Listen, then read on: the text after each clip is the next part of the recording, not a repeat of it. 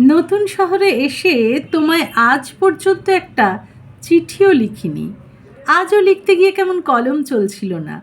একটা না লেখার অভ্যেস আমাকে কেমন যেন পেয়ে বসেছে। লিখতে গেলেই আর লিখতে ইচ্ছা করে না।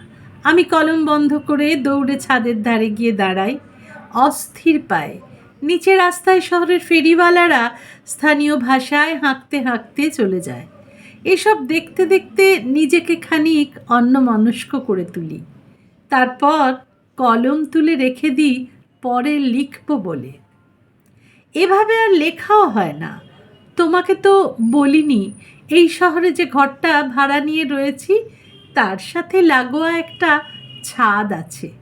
সেখানে আমি অনেক ফুলের গাছ লাগিয়েছি, গোলাপ, জবা, চন্দ্রমল্লিকা।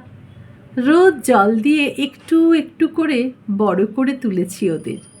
নতুন পাতা ফুল দেখে আমার সময় কেটে যায় অনেকখানি। খুব ভোরে সূর্য ওঠার আগে, আলো ফোটার আগে প্রতিদিন এসে দাঁড়াই এই ছাদে। অজস্র তারার নিচে দাঁড়ালে আমার মনে হয় এই ব্রহ্মাণ্ডে দুঃখ বলে কিচ্ছু নেই। এখানে যে বেঁচে আছি এটাই সবচেয়ে বড় সুখ, সবচেয়ে বড় আনন্দ, সবচেয়ে বড় বিস্ময়। তখন সেই তোমার দেওয়া অবহেলা, তোমার সেই আমাকে ছেড়ে চলে যাওয়া, তোমার জন্য আমার সেই ব্যাকুল কান্না, সেগুলো খুব তুচ্ছ বলে মনে হয়। সেই দুঃখগুলো বিশাল আকাশের নিচে শূন্যে মেলাতে মেলাতে যেন মহাশূন্যে মিলিয়ে যায়। আমি একা এবং একাকিত্বেই তৃপ্তি অনুভব করি। তোমার উপর আমার আর কোনো নালিশ থাকে না, অভিযোগ থাকে না। আমার ভোরের প্রার্থনায় তোমার জন্য ক্ষমা চেয়ে নিই বিশ্ব ব্রহ্মাণ্ডের কাছে। আলো ফোটার সাথে সাথেই অনেকগুলো পায়রা উড়ে এসে আমায় ঘিরে ধরে। আমি চাল ছড়িয়ে দিলে ওরা ঠোঁট ঠুকরে খেতে থাকে। প্রতিদিন আমার মতোই একটা ভোরের অপেক্ষায় থাকে ওই পায়রাগুলো, ওই গাছগুলো। আলো ফুটলেই কখন আমি ওদের জল দেব, চাল দেব। এইভাবে কখন যে আমার অজান্তেই সংসারটা বড় হয়ে উঠেছে বুঝতে পারিনি। সবার মাঝে নিজেকে ছড়িয়ে দেবার মধ্যে এমন এক প্রাপ্তি, সুখ আছে যে জীবনের প্রেম অপ্রেমের গল্পগুলো তার পাশে কেমন যেন ফিকে হয়ে আসে।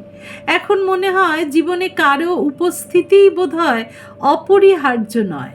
মানুষ যখন মানুষকে পরিত্যাগ করে দূরে ছুঁড়ে দেয়, প্রকৃতি তখন তাকে কোল পেতে নিজের আশ্রয়ে টেনে নেয়। প্রতিদিনের সময় দিয়ে, আলো দিয়ে, অন্ধকার দিয়ে, নির্জনতা দিয়ে তাকে আবার আগের মতো সুস্থ করে তোলে। হয়তো সেই কারণেই আমি আবার আগের মতো সুস্থ হয়ে উঠছি রোজ। আমাকে কখনো তোমার মনে পড়ে কি না জানি না, তবু যদি মনে পড়ে আমার মতন খোলা আকাশের নিচে এসে একবার দাঁড়িয়েও দেখবে কোথাও আমি নেই, অথচ প্রতিটা জায়গায় আমি আছি। কলমে মীনাক্ষী দাস, কণ্ঠে রুনা।